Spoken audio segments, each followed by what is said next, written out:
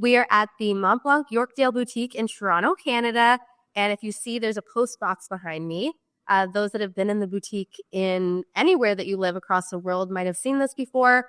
You can go into any boutique and choose one of the postcards here to write on, and they will mail it for you anywhere in the world, which I think is just amazing. We did this when we were in Hamburg last year, and I sent some postcards out to my family in Canada, and it was so fun for them to receive that. So I really do encourage you, if you've been following along with this series, to hop into your local boutique as soon as you can and try it out. There's some beautiful vintage inspired postcards now in celebration of 100 years of the Meisterstück. Today, we're doing something completely different, kind of moving more into that visual expression art world, where we're going to be leaving with a custom travel through time themed set of postcards. So by the end of our hour here together, you're going to create a whole set of postcards for yourself that you can send to friends and family all over the world. So this hobby is very much alive and well all over the world.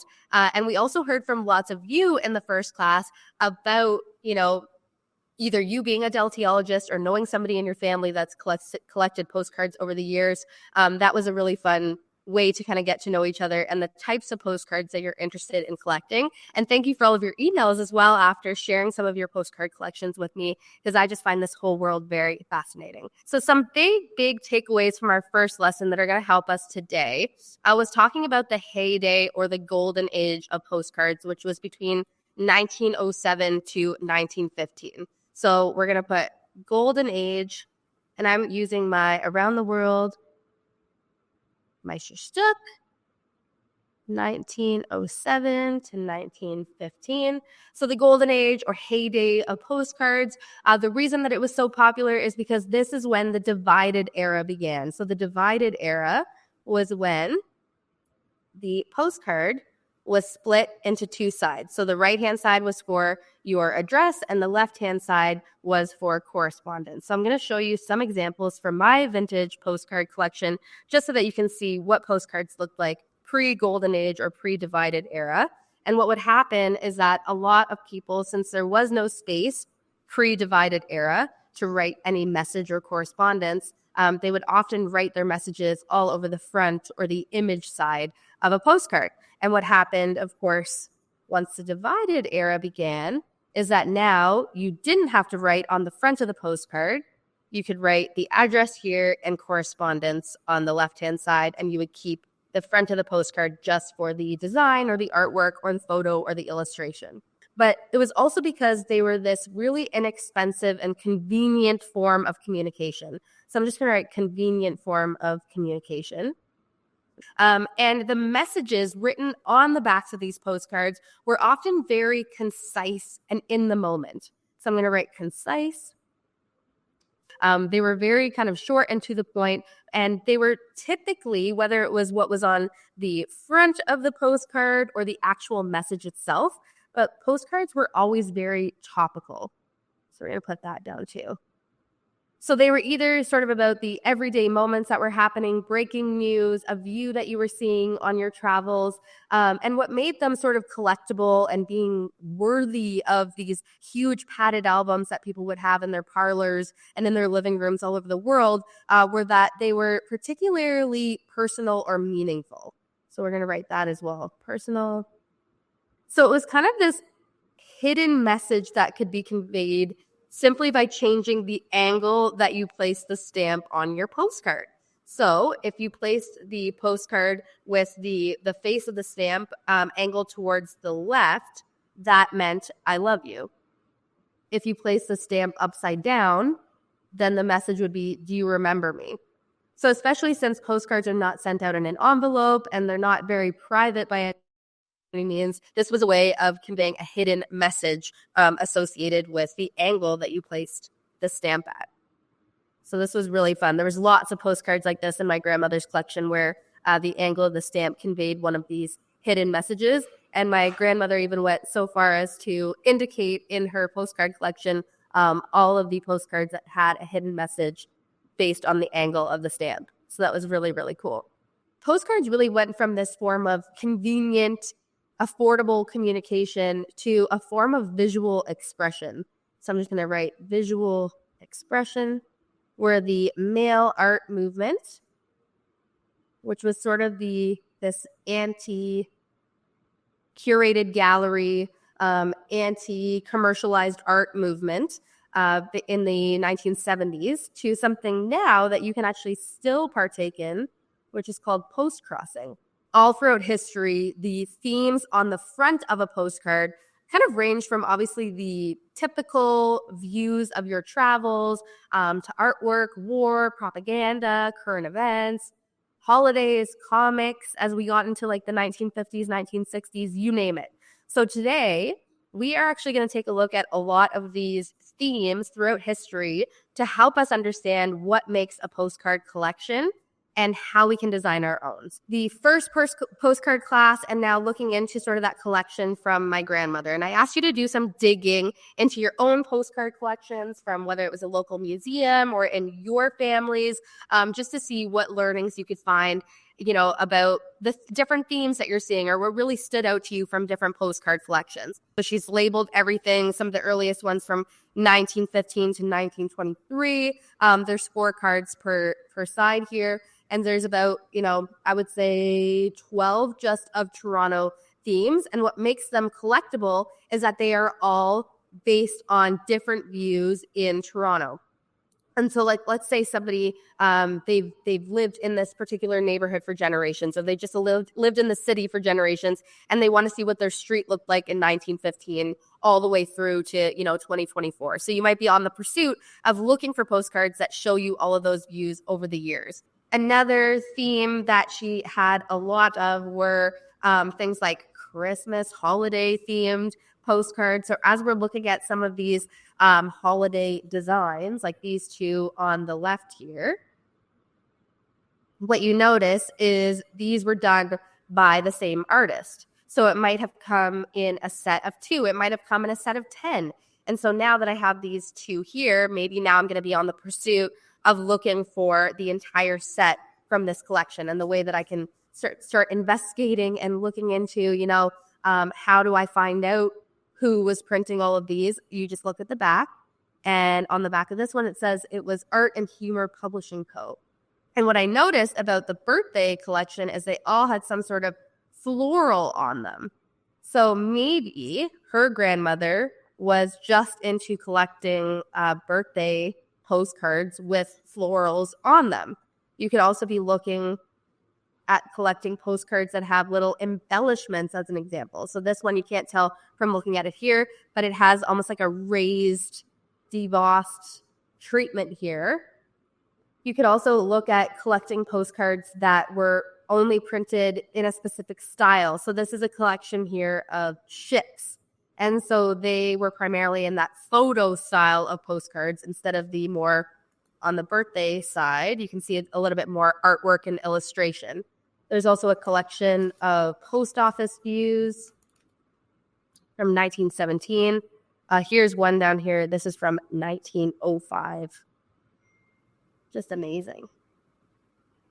And then as we kind of move throughout history, post 1918, we get into sort of these comic styles. So this is now 1920, 1923, 1936. A very different look and feel than the original postcards that we just saw. And lastly, some good examples of there was a whole era where people would just send photo postcards. So there was actual like Kodak printers where it would print a photo of your actual family member, and then you would write your postcard on the back, and it printed exactly like that. But again, super simple. It actually printed out just like this with your actual photo of everyday life as a family and the postcard written on the back. So no matter what the theme of a postcard collection is, they all have a common thread that links them. So I know, right off the bat, as an example, even though these 2 postcards that are available in the Mont Blanc boutiques currently for the post box that you can see behind me, they don't have necessarily the same color palette, but they're both reflecting the same topic. So these are vintage recreations of postcards from, the history of Mont Blanc. And so they're Visually, they look quite similar. They're using the old Montblanc logo. They kind of have different scripts on them. And so you can tell that they're part of the same collection. So again, they're not all depicting the same topic, but they're part of the same collection because of the way that they were printed. They have the consistency of the line work in the bottom here. And I don't know if you can tell, but this is kind of a dotted line, similar to the trail of the plane here. So based on some of the themes above, again, I just want you to have a written example of what we're talking about. And so if we say, umbrella, we're going to focus on, let's say, florals. So our theme is florals. And then how can we represent that on the postcards? So in my mind, I'm thinking, okay, maybe we take this florals theme and then we focus on, say, birth month flowers. So that means we would be creating a set of 12 because there's 12 months in the year. But of course, we only have 1, 2, 3 postcards here. So let's focus on January, February, March for now. And maybe the first one is for January. So that's carnation. The second one would be for February. So that's snowdrop. And the third one would be for March. And that is either the iris or the violet. So it's often not just the ink that's incompatible with the paper or vice versa. It's a combination. So it's a combination of pen, ink, and paper. And not just one can cause an issue when it comes to writing on postcards, since then they can be printed and written on with so many different materials. So your writing can also just get impacted. Let's say like I have a postcard here, especially the vintage postcards, and I'm touching it, right, with my hands, and I'm not wearing gloves right now. And if I go to write on that, the oils of my hands can actually impact the paper and might make it so that my ink doesn't actually stick to the paper. Or it makes it so that it feathers, which we're going to talk about what all of those different ink-related mishap terms mean. So bleeding is when you go to write and the ink soaks through to the other side of the paper. So this is really obvious. I don't think you need to see a visual demonstration, but let's imagine that I go to use, let's say, a fountain pen. So I have my flex nib here, and maybe I didn't fill it up properly, and I go to lay down that first stroke, and I get a huge blotch on the postcard, and then I look on the other side, and oops, now I have a giant ink splotch that's visible on the other side. So that's bleeding. Feathering, I'm going to put an asterisk next to that one, is the most common mishap when it comes to postcard and ink compatibility. So feathering is when ink spreads. So let's write that down together. So this, I think, is helpful to see some visual examples of because feathering happens when paper has fibers that are very absorbent or when your nib lays down a lot of ink, like a flex nib. So this is a historical example here. This was definitely written with a fountain pen. And you can see some of the letters look crisp, but you can see some letters where you can see the ink has spread. That's feathering, okay? And then if you look at the message on this side, you see a lot of feathering happening, especially like on that T down here. So that's where the ink, right? So that when your nib has laid down a lot of ink. I want to show you me writing on standard postcard stock with my own flex nib, and I got a little bit of feathering here too. And that's simply because I was using a writing instrument that lays down a lot of ink. So how to prevent that is to use a finer nib, right? So instead of using something like a flex nib, of course, you want to always test the compatibility.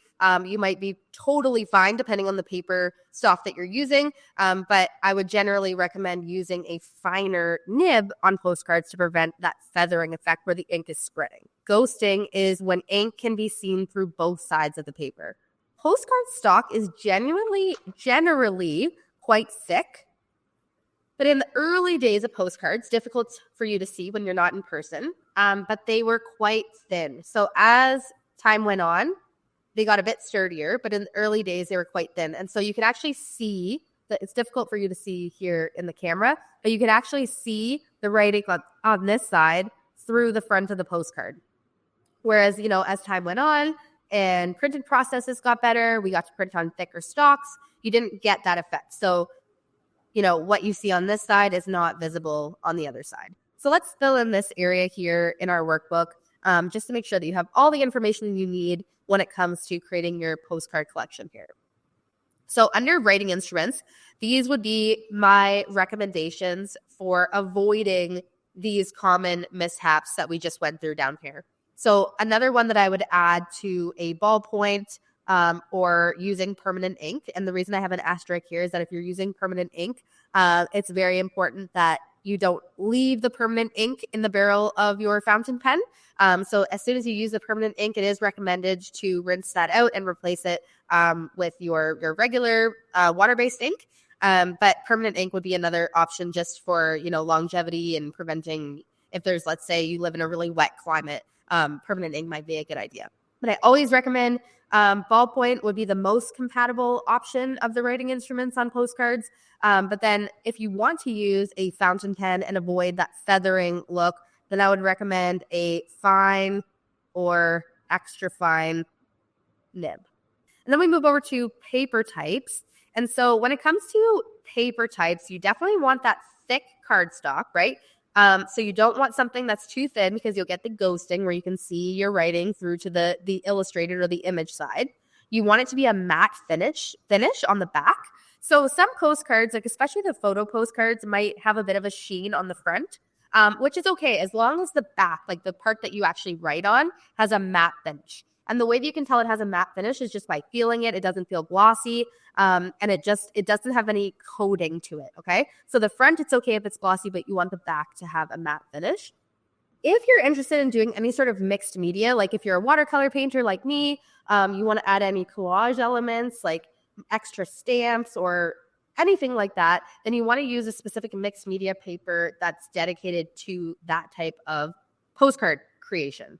So where this asterisk is here, we just want to write to always check compatibility.